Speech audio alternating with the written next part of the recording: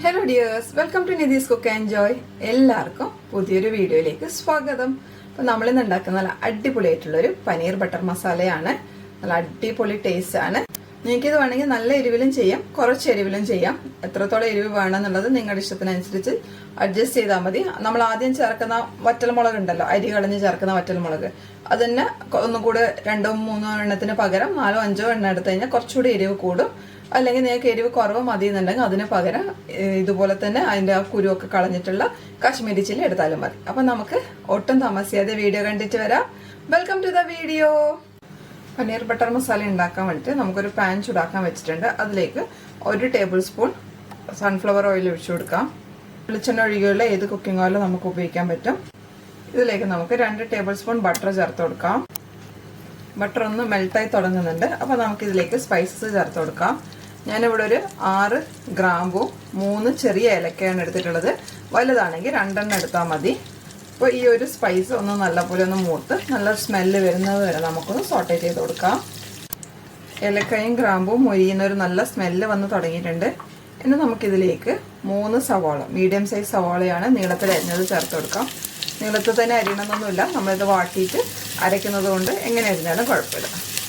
അപ്പോൾ ഇതൊന്ന് സോഫ്റ്റ് ആവുന്നത് വരെ നമുക്കൊന്ന് വഴറ്റി കൊടുക്കാം. ഇതിലേക്ക് നമുക്ക് ഒരു 3 അല്ലെങ്കിൽ 4 വെളുത്തുള്ളി ചേർത്ത് കൊടുക്കാം. ഇത് ചൈനീസ് വെളുത്തുള്ളിയാണ്, ഫ്രാഗ്രൻസ് കുറവാണ്, അതുകൊണ്ടാണ് ഞാൻ 4 എണ്ണം എടുത്തത്. വലുതായതുകൊണ്ട് തന്നെ നിങ്ങളതിൽ ചെറിയ ഇന്ത്യൻ വെളുത്തുള്ളി ആണെങ്കിൽ ഒരു 6 എണ്ണം വരെ എടുക്കാം. അതേപോലെ തന്നെ ഒരു ചെറിയ പീസ് ഇഞ്ചി എടുത്തിട്ടുണ്ട്, ഇതും കൂടെ ചേർത്ത് കൊടുക്കാം. ഇതൊന്ന് സോഫ്റ്റ് ആവുന്നത് വരെ നല്ലപോലെ നമുക്ക് വഴറ്റി കൊടുക്കാം.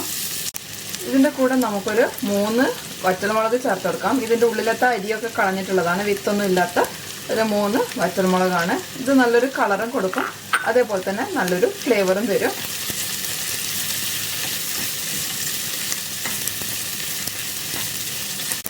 സവാള ഒന്ന് സോഫ്റ്റ് ആയിട്ടുണ്ട്. ഇനി നമുക്കിതിലേക്ക് തക്കാളി ചേർത്ത് കൊടുക്കാം. ഇത് 2 മീഡിയം സൈസ് തക്കാളിയാണ്, ചെറുതാണെങ്കിൽ ഒരു 3 എണ്ണം വരെ എടുക്കാം. ഒന്ന് ഇളക്കി കൊടുക്കാം. ഇതിനോട് നമുക്കൊരു 10-15 കാഷ്യൂസ് ചേർത്ത് കൊടുക്കാം. ഗ്രേവിൻ്റെ തിക്നെസ്സിനനുസരിച്ചിട്ട് ചേർത്ത് കൊടുത്താൽ മതി. ഞാനിവിടെ ഒരു 15 എണ്ണം എടുത്തിട്ടുണ്ട്.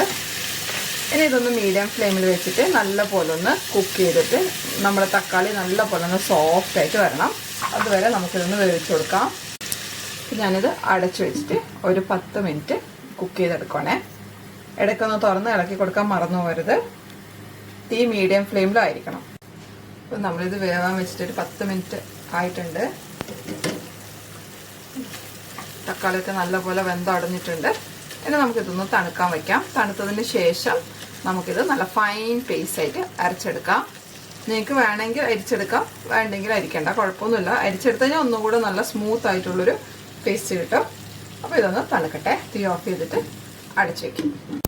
ഇതിപ്പോൾ നല്ലപോലെ തണുത്തിട്ടുണ്ട്. നമുക്കിനി ഇതൊന്ന് അരച്ചെടുക്കാം.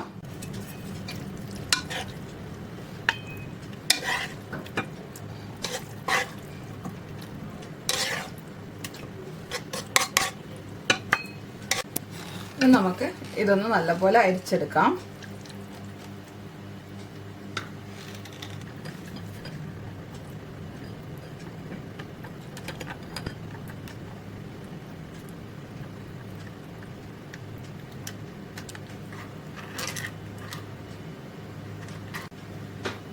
നല്ലപോലെ അരിഞ്ഞിട്ടുണ്ട്. കരിമായിട്ട് തരികളൊന്നും ബാക്കിയില്ല. അപ്പം നമുക്കിനി ഇത് ബാക്കിയുള്ള പ്രൊസീജിയർ ചെയ്യാം. നമുക്ക് സെയിം പാന് തന്നെ അടുപ്പത്തോട്ട് വെക്കാം. ഇതിലേക്ക് 1 ടേബിൾ സ്പൂൺ ഓയിൽ ഒഴിച്ചു കൊടുക്കാം. 2 ടേബിൾ സ്പൂൺ ബട്ടർ ഇട്ട് കൊടുക്കാം. ഇതിലേക്ക് ഒരു ബേ ലീഫ് ചേർത്ത് കൊടുക്കാം. അതേപോലെ തന്നെ ഒരു പച്ചമുളക് 2 കീറിയതും ചേർത്ത് കൊടുക്കാം. 1 മിനിറ്റ് നമുക്കിതൊന്ന് സോട്ടേ ചെയ്തെടുക്കാം. ആ ഒരു ബേ ലീഫിൻ്റെയും അതേപോലെ തന്നെ ആ ഒരു പച്ചമുളകിൻ്റെയും ഫ്ലേവർ ഒന്ന് പുറത്തേക്ക് ഇറങ്ങണം. ഇതൊരു 1 മിനിറ്റ് പോലെ നമ്മളൊന്ന് വഴറ്റിയെടുത്തിട്ടുണ്ട്. ഇനി നമുക്കിതിലേക്ക് അരിഞ്ഞു വെച്ച ഒരു മീഡിയം സൈസ് സവാള ചേർത്ത് കൊടുക്കാം. ഫൈൻലി ചോപ്ഡ് ആണ് കേട്ടോ. ഇനി ഇതൊന്ന് നല്ലതായിട്ട് വഴറ്റിയെടുക്കാം. ലൈറ്റ് ഒരു ബ്രൗൺ കളർ വരുന്നത് വരെ നമുക്കിതൊന്ന് വഴറ്റിയെടുക്കണം. അപ്പം നമ്മളെ സവാള വഴന്ന് ലൈറ്റായിട്ടൊരു ഗോൾഡൻ കളർ വന്ന് തുടങ്ങിയിട്ടുണ്ട്. ഇനി നമുക്കിതിലേക്ക് പൊടികൾ ചേർത്ത് കൊടുക്കാം. 1/2 ടീസ്പൂൺ മഞ്ഞൾപ്പൊടി,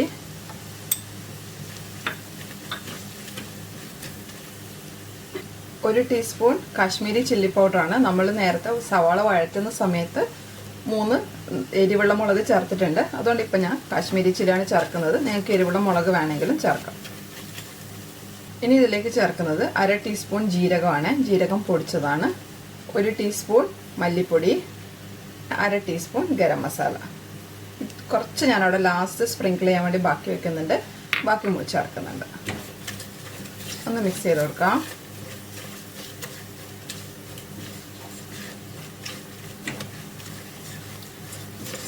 പൊടികളുടെ പച്ചമണം മാറുന്നത് വരെ ഏകദേശം ഒരു മിനിറ്റ് പോലെ വഴറ്റി കൊടുത്തിട്ടുണ്ട്. ഇനി നമ്മൾ ഇതിലേക്ക് ചേർക്കുന്നത് നമ്മൾ നേരത്തെ അരച്ചു വെച്ച പേസ്റ്റാണ്, സവാളയുടെയും തക്കാളിയുടെയും പേസ്റ്റ്. പിന്നെ നമ്മൾ ആ മിക്സിയുടെ ജാറിലേക്ക് 1/2 കപ്പ് വെള്ളം കൂടെ ചേർത്തിട്ട് അതും കൂടി ഇതിലേക്ക് ഒഴിച്ചു കൊടുക്കുന്നുണ്ട്. നല്ലപോലെ ഒന്ന് ഇളക്കി മിക്സ് ചെയ്ത് കൊടുക്കാം.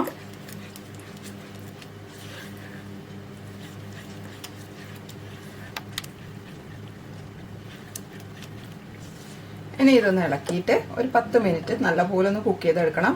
ഇതിൻ്റെ അകത്തുള്ള എണ്ണയൊക്കെ ഒന്ന് പുറത്തേക്ക് വരണം. അതുവരെ നമുക്ക് ഇതൊന്ന് കുക്ക് ചെയ്തെടുക്കാം. നമുക്കിതിലേക്ക് ഉപ്പ് ചേർത്ത് കൊടുക്കാം. 1/4 ടീസ്പൂൺ ഉപ്പ് ചേർത്തിട്ടുണ്ട്. നമുക്ക് ഇളക്കി നോക്കിയിട്ട് ടേസ്റ്റ് നോക്കിയിട്ട് വേണമെങ്കിൽ ബാക്കി ചേർത്ത് കൊടുക്കാം.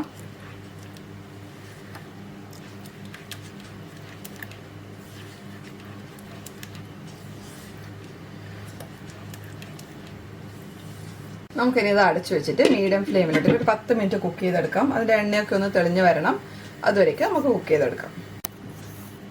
ഇത് നമ്മൾ കുക്ക് ചെയ്യുന്ന സമയത്ത് ഒരു ഡീപ്പായിട്ടുള്ള പോട്ടിൽ തന്നെ കുക്ക് ചെയ്യാൻ ശ്രദ്ധിക്കണം. ഈ ഒരു സവാള ഉള്ളി പേസ്റ്റ് ഇതിൻ്റെ അകത്ത് വെക്കുമ്പോൾ ഇതുപോലെ തിളച്ച് പൊട്ടിത്തെറിക്കും. അപ്പോൾ അത് ഒഴിവാക്കാൻ വേണ്ടിയിട്ടാണ് നമ്മൾ കുറച്ച് ഹൈറ്റുള്ള പാത്രത്തിൽ കുക്ക് ചെയ്യാൻ പറയുന്നത്. നമുക്കിത് ഇടയ്ക്കൊന്ന് തുറന്ന് ഇളക്കി കൊടുക്കണം. എപ്പോഴും ഇളക്കുമ്പോൾ ഒരു നീളമുള്ള സ്പാച്ചുല വെച്ചിട്ട് തന്നെ ഇളക്കാൻ ശ്രദ്ധിക്കണം. കാരണം ഇത് പൊട്ടിത്തെറിക്കും. അപ്പോൾ നമ്മുടെ കയ്യിൽ വീഴാനുള്ള ചാൻസ് ഉണ്ട്.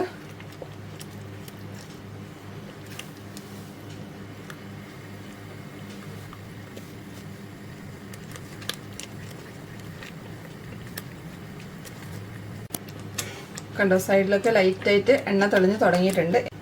ഇനി നമുക്കിതിലേക്ക് 2 ടേബിൾ സ്പൂൺ കോക്കനട്ട് മിൽക്ക് അല്ലെങ്കിൽ ഫ്രഷ് ക്രീം ചേർത്ത് കൊടുക്കാം. ഞാനിവിടെ കോക്കനട്ട് മിൽക്കാണ് ചേർക്കുന്നത്. 2 ടേബിൾ സ്പൂൺ നിറച്ച് ചേർത്തിട്ടുണ്ട്. നല്ലപോലെ നമുക്കൊന്ന് മിക്സ് ചെയ്ത് കൊടുക്കാം.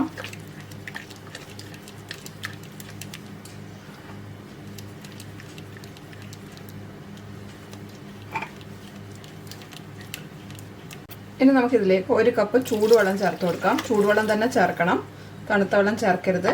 ഇനി നല്ലപോലെ ഒന്ന് ഇളക്കി കൊടുക്കാം. ഇതൊന്ന് തിളച്ചിട്ട് നമുക്ക് ഈ സമയം ഉപ്പൊന്ന് നോക്കണം. അപ്പോൾ ഇതൊന്ന് തിളക്കട്ടെ. കറി തിളച്ച് തുടങ്ങിയിട്ടുണ്ട്. ഇനി നമുക്കിതിലേക്ക് പനീർ ചേർത്ത് കൊടുക്കാം. 200 ഗ്രാം പനീറാണ് ചേർക്കുന്നത്. മെല്ലെ ഒന്ന് ഇളക്കി കൊടുക്കാം. ഇനി ഇതൊരു 5 മിനിറ്റ് മീഡിയം ഫ്ലെയിമിൽ നല്ലപോലെ ഒന്ന് കുക്കാവട്ടെ. മീഡിയം ഫ്ലെയിമിലേക്ക് തീയാക്കിയിട്ട് അടച്ചു വെച്ചിട്ട് 5 മിനിറ്റ്. അപ്പം നമ്മുടെ പനീർ ഇട്ടിട്ട് 5 മിനിറ്റ് ആയിട്ടുണ്ട്. കണ്ടോ, കറി നല്ലപോലെ തിക്കായി കുറുകി വന്നിട്ടുണ്ട്. ഇനി നമ്മൾ ഇതിലേക്ക് ചേർക്കുന്നത് കസൂരി മേത്തിയാണ്. കയ്യിലിട്ടിട്ട് നല്ലപോലെ റബ്ബ് ചെയ്ത് പൊടിച്ചെടുത്തതാണ് കേട്ടോ. 1 ടീസ്പൂൺ ഉണ്ട്. അതേപോലെ തന്നെ കുറച്ച് മല്ലിയില ചേർക്കുന്നുണ്ട്. ഇനി ഇത് മെല്ലെ ഒന്ന് ഇളക്കി കൊടുക്കാം. നമ്മുടെ പനീർ പൊടിഞ്ഞു പോകരുത്.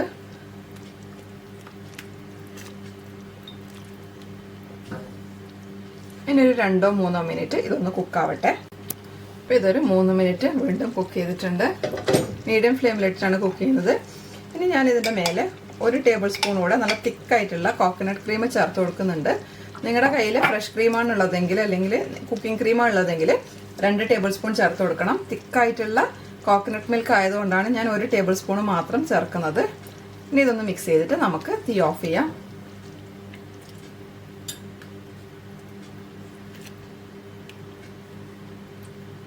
ബാക്കി വെച്ച ഒരു നുള്ള് ഗരം മസാല ഉണ്ടായിരുന്നല്ലോ, ഒരു നുള്ള് മാത്രമേ ഉണ്ടായിട്ടുള്ളൂ. അത് തന്നെ നമുക്ക് ഇതിന്റെ മേലെ ഒന്ന് ഇട്ട് കൊടുക്കാം. അപ്പോൾ നല്ലൊരു ഗരം മസാലയുടെ ഫ്ലേവറും കൂടെ അതിൻ്റെ അകത്ത് നിൽക്കും. ഇനി നമുക്കിത് അടച്ചു വെച്ചിട്ട് ഓഫ് ചെയ്യാം. അപ്പോൾ നമ്മൾ അടിപൊളിയായിട്ടുള്ള പനീർ ബട്ടർ മസാല റെഡി ആയിട്ടുണ്ട്. അപ്പോൾ എല്ലാവരും ഇതൊന്ന് ട്രൈ ചെയ്ത് നോക്കണം. നമുക്ക് ഇതുപോലുള്ളൊരു അടിപൊളി വീഡിയോ ആയിട്ട് വീണ്ടും കണ്ടുമുട്ടാം. അതുവരെ ആയിരിക്കും എല്ലാവർക്കും ടാറ്റാ ബൈ. എല്ലാവരും ഹാപ്പി ആയിട്ടിരിക്കുക, ഹെൽത്തി ആയിട്ടിരിക്കുക. വീഡിയോ ഇഷ്ടപ്പെടുവാണെങ്കിൽ ഷെയർ ചെയ്യാൻ മറക്കരുതേ.